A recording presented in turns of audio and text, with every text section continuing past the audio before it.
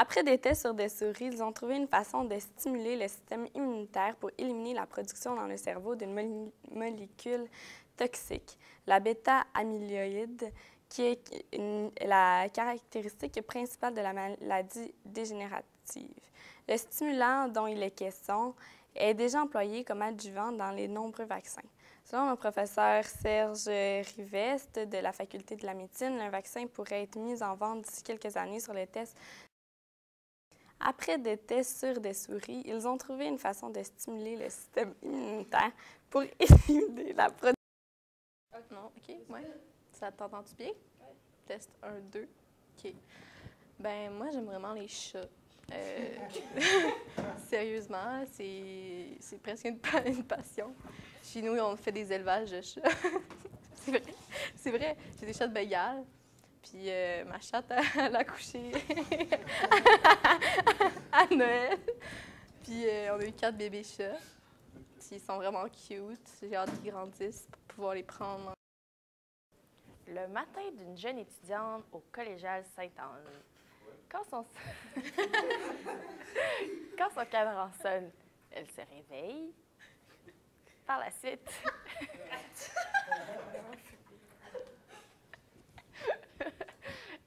elle se lève, elle va nettoyer son visage, elle s'habille. Après, elle descend en bas pour déjeuner parce que c'est très important. C'est triste.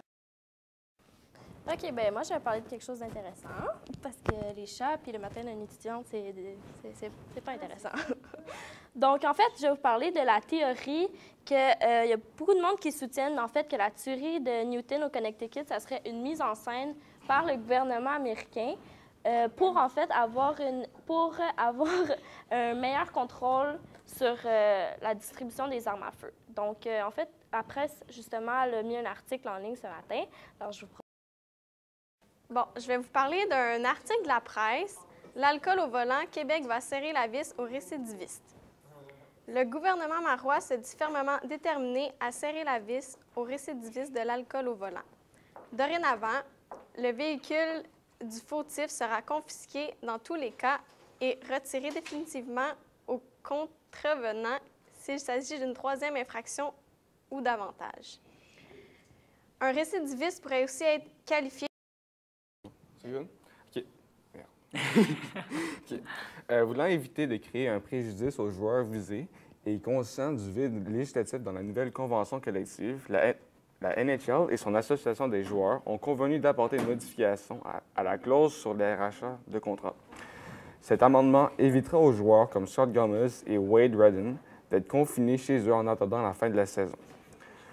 En résumé, chaque équipe aura le droit de procéder à un... Donc, pour continuer ce que David disait, en résumé, chaque équipe aura le droit de procéder à un rachat accéléré avant le début de la présente campagne. Ainsi, les joueurs rachetés, comme Gomez, auront le loisir d'offrir leurs services aux 29 autres formations du circuit Batman. La nouvelle réglementation comporte les règles suivantes. Donc là, il y en a une panoplie. Chaque équipe n'a droit qu'à un seul rachat accéléré, inclus dans les 2 rachats permis dans la nouvelle. Bien, moi, je vais vous parler de sujets d'actualité, les armes et le gouvernement de Barack Obama. Donc, l'article, ça se nomme « Barack Obama présentera aujourd'hui son plan sur les armes ». Le président américain Barack Obama présentera aujourd'hui une série de mesures détaillées pour contrer la violence causée par les armes à feu aux États-Unis. Ce projet s'articule autour de 3 propositions: le rétablissement de l'interdiction des armes d'assaut, la vérification renforcée des antécédents. OK. Moi, je fais juste parler, je ne vais rien lire parce que je suis différent des autres. Puis c'est un test. Puis Fred, prends pas mon ordi. Fred, il est en train de prendre mon ordi, je sais pas qu'est-ce qu'il va faire avec, là. Mais je pense que je vais aller jouer à Tetris juste après avoir fini ça. Non, parce que je dois m'en aller, en fait. Est-ce que c'est fini, 30 secondes, là? Combien de temps qu'il reste? 5, 4, 3...